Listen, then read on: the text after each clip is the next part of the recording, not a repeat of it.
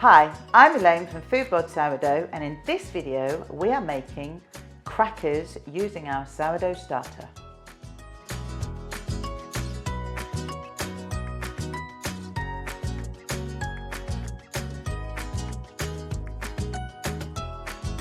Let's go crackers! Hi, welcome back to my kitchen. In this video we are continuing with our recipes and videos for using our sourdough starter to make faster recipes. These are often called discard recipes. I don't call them that because you don't need to use discarded sourdough.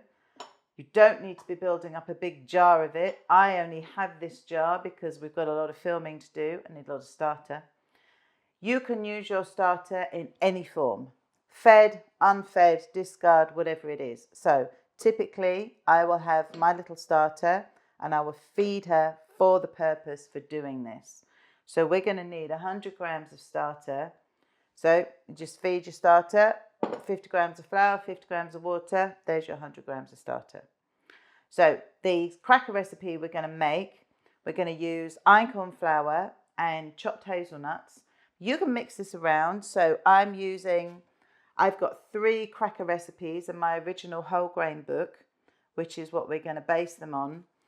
And there's basically a base standard element to the recipe that you'll see. It's got the flour, oats, oil, honey, bit of water, bit of salt, and then it's a case of what you want to put in it, whether you want to add some seeds, or in this case we're going to add some nuts, which flour you want to use. So we are going with, like I said, our einkorn and hazelnut oat crackers. The first thing we're going to do, zero that down. So just to show you, because I've been building this up. James, can we see the top of this, or is that too tall? What you'll see is in here, where I've been keeping the starter and building it up, you're going to see that actually this has got quite hungry. You can see the separation on the top, you can see the bit of hooch, and that's also absolutely fine. So that is the starter we're going to use for this one. Or like I said, you can use the starter that you've already fed and prepared for it. So you're going to put in here 100 grams of starter. So because it's quite hungry, look, it's also quite liquid, which is also fine. So it doesn't matter what state your starter is in. So we're going to start with 100 grams of starter.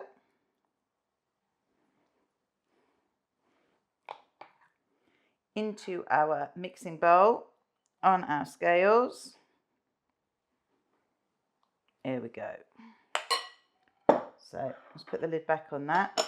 For the next recipe, which will be coming up next time, we're then going to add 50 grams of rolled oats. So these might be called thick cut oats wherever you are, but we want the thicker stuff, not the fine, fast cooking stuff. So we've got 50 grams of the thick cut oats, which I've already weighed out. Whoop. We're then going to add 50 grams of our flour. So for this one, we're using our einkorn flour. Lovely stuff this 100% is whole grain einkorn flour. If you can't find this, try using whole grain spelt flour. That'll have the same kind of effect. Or if you can find it, whole grain emmer flour, which would be absolutely lovely. Or if you can't find any of them, just use some whole wheat flour. It's got 50 grams of that. We are then going to add 40 grams of our chopped nuts. So these are, I already buy them as chopped roasted hazelnuts. So you can either do that, or these are peanuts. So again, they're chopped, roasted, nibbed peanuts. Anything that's small and chopped, you can often buy bags of these mixed kind of chopped nuts for baking. So that's what I've used. So they're going to go in like a proper baker or cook. I pre-weighed them. So they're going to go in. We've only got really small amounts of liquid going into this. So we're going to have 25 grams of water. as it comes straight from the tap, we are going to have 30 grams of olive oil, whatever kind of olive oil you've got. And we're going to have just 10 grams of honey. It just gives it a nice extra finish with this flour and these nuts. There we go. And we've got a pinch of salt. It can be half a teaspoon. Here we go. So that is it. This is our mix. So with this now, you've got choices.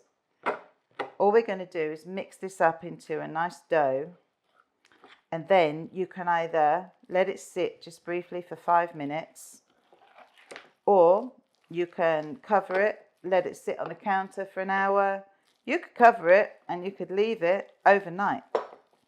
And what you'd see is that it still starts to puff up a bit,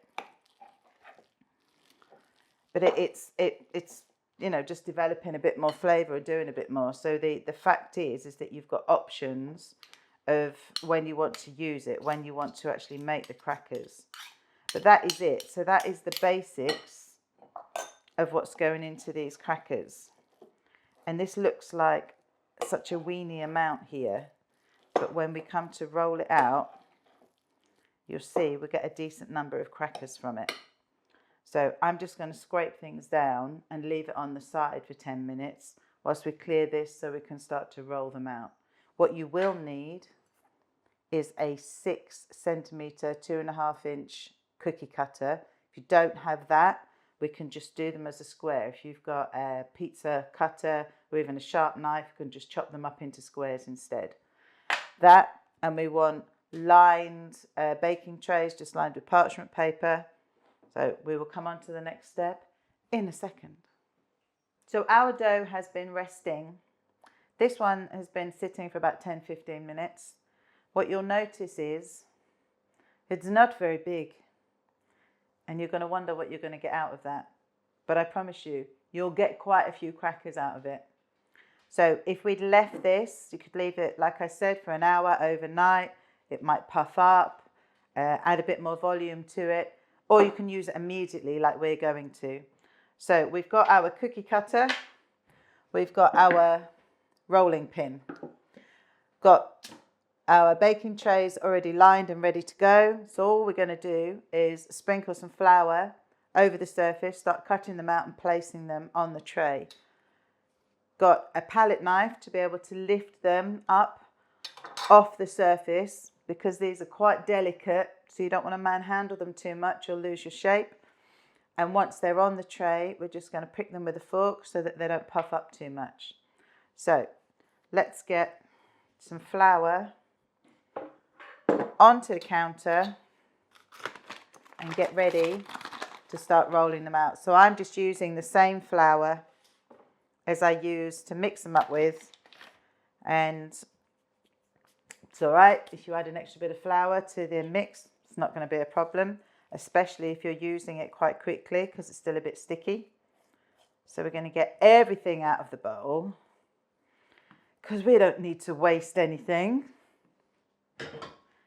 Just going to turn that over a bit in the flour so it's not going to stick. You can put some extra flour on your rolling pin if you want to. Okay, so all we want to do is roll this mixture out to about 3 millimeters thick. So that might be that you can turn it, might be that it needs to be you that's turning. This is a delicate pastry dough. Because we've got the nuts in there, you're going to think that that's going to crumble, it's going to fall apart a bit. But I promise it doesn't. So just try and keep it moving. If you think that you need to, always add a bit more flour.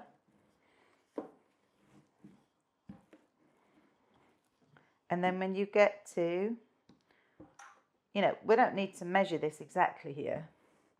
When we get to about 2 or 3 millimeters thick, I'm going to take our cutter, and remember, if you don't have a cutter, you can just cut it up. We're just going to push into our dough, maybe loosen it up a bit. Use that palette knife, and we're going to place this onto our waiting tray. You can see it's quite delicate, so don't handle it too much. And we're just going to keep working through this dough. And as soon as we've cut up whatever we can from this, going to bring it together, roll it out again, and just keep going until we've used all of it up. So I'm just going to keep on doing this until we can show you our full tray. Have a second tray ready, lined and ready to go, just in case you need a second one, because typically these can cover more than just one tray. You can place them quite close together, they're not going to spread. I'm going to keep on going. So they've now all been rolled out and cut, and before these are going to go into the oven, all we're going to do is take a fork, whoa, look at that, prick each one a couple of times. Probably need to use your fingers to hold them. This will stop them from puffing up as they bake. So what you'll see is we went on to a second tray here, and actually that tiny bit of dough has given us 30 crackers. So these are then going to go in. So as is my way, we are going to bake these from a cold start. So in the book, it shows you baking from a preheated start.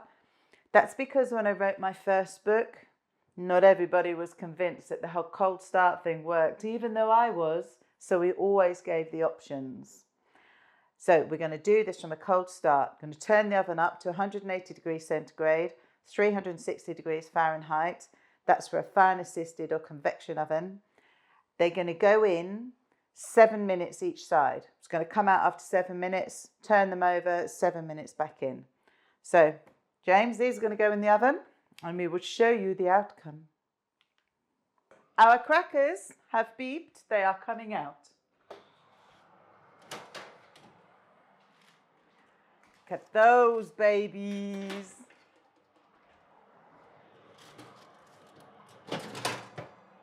Here we go. So, as promised, they don't spread. We've got a little bit, I turned them halfway, so we've got a little bit of colour on them. So now, as they cool, they will start to harden up, and then we'll be able to get that snap. So at the moment, they're still quite soft, but they will get that crunch as they cool. Look at those little babies. What you'll find is, I don't eat things like biscuits or cookies, but these can get very moreish. So when you have got them cooled, if you do have any left, you can store them in an airtight container. I prefer to use a tin. I think if you store things in plastic, they go soft. So if you use a tin, it's better. Or they freeze really, really well. So when I was producing these for the book and I had reams of crackers coming through my kitchen, I thought I would freeze them, stop myself eating them. What I can tell you is that you can eat them direct from the freezer, as I discovered. So these are our crackers. Look at them. You can try one in a minute, James. I hope that you will give them a go. There's lots of different things you can add to them. Just stick to the ratios and the quantities that we've got, and you can add in whatever bits you've got in the cupboard. I know it's still hot, but we don't have a crunch yet, but we do have all the flavour. So I hope you'll give them a try. We'll be back next time with another Nice quick recipe.